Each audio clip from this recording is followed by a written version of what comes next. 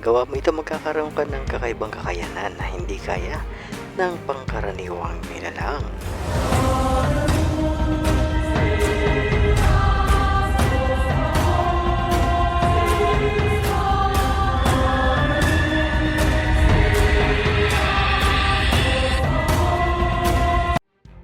Yo! Isang magandang buhay na naman sa inyo mga kaibigan. Welcome back na naman sa ating munting channel. Isa na namang kakaibang galing ang mapapasa iyo kapag nagawa mo ito ngayong mahal na araw o Biyernes Santo.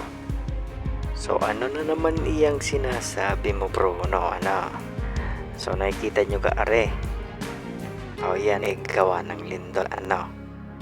Alam nyo ka na ang lindol ay isa sa napakalakas at kinatatakutan ng marami na maaaring mangyari kahit sa lupalop ng mundo. So yan ay walang sasantuhin. Ikaw man ay mayaman o mahirap, maganda man ang iyong bahay o pangit, kubo man iyan o bato, basta't iyan nasa lupa, nasa mundo, maaring gumuho ito. Ganon din naman kung kayo ay nasa mga baybayin dagat, maaring magkaroon naman ng isang malaking tsunami at lumubog ang inyong komunidad. Maaari ding bumigay ang mga dam na nag-iimbak ng mga tubig, at kapag bumigay iyon, yari, lubog ang mga nasa mga mabababang lugar. Yan naman isa sa pinakadelikadong mangyari ay ang magkaroon ng napakalakas na lindol.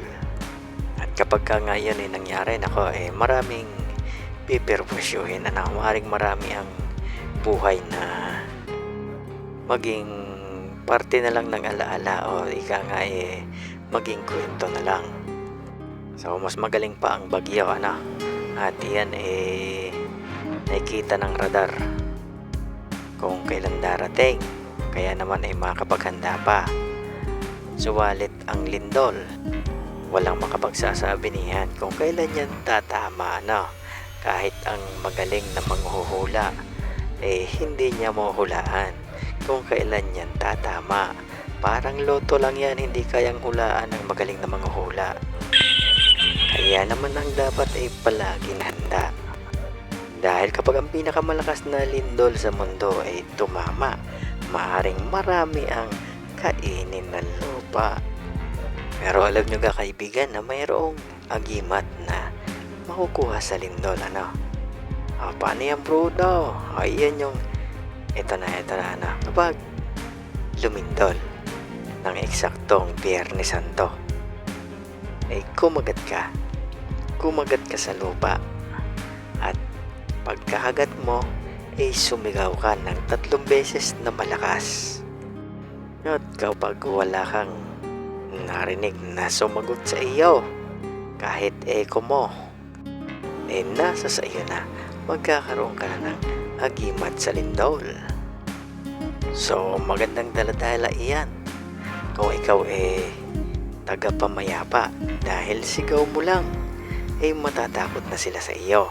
Kahit ang mga nag-aaway na hindi maawat-awat, sigawan mo lang yan, magsisitigil iyan at makakaramdam yan ng kakaibang takot sa iyo na parang niyayanig ang kanilang mga katawan. Alay, di kayo napakahirap umawat ng mga nag-aaway na ayaw magpaawat.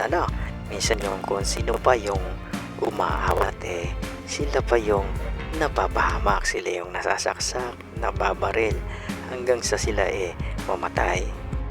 So anong nangyayari? Buhay yung dalawang nag-aaway. Yung umaawat, siya ang namatay. Kaya pagka may nag-aaway at ikaw wala namang tangan-tangan na pampahupa, huwag ka nang magpakabayani o magpasikat na umawat. Dahil ikaw ang maaaring magbuwis ng buhay. Hayaan mo na lang sila magbatayan diyan. Kaya na nila iyan, matatanda na yan, alam na nila ang tama at mali. So ayan ang isang agimat ng lindol kapag sa pamamagitan ng sigawang ninyong ginawa. So marami pang bisa ang makukuha ninyo diyan. Marami pang berto diyan at sa sunod na lang natin pag-uusapan. Kaya naman sa ngayon, hanggang dito na lang muna tayo hanggang sa muli. Good luck, God bless at ingat kayo palagi.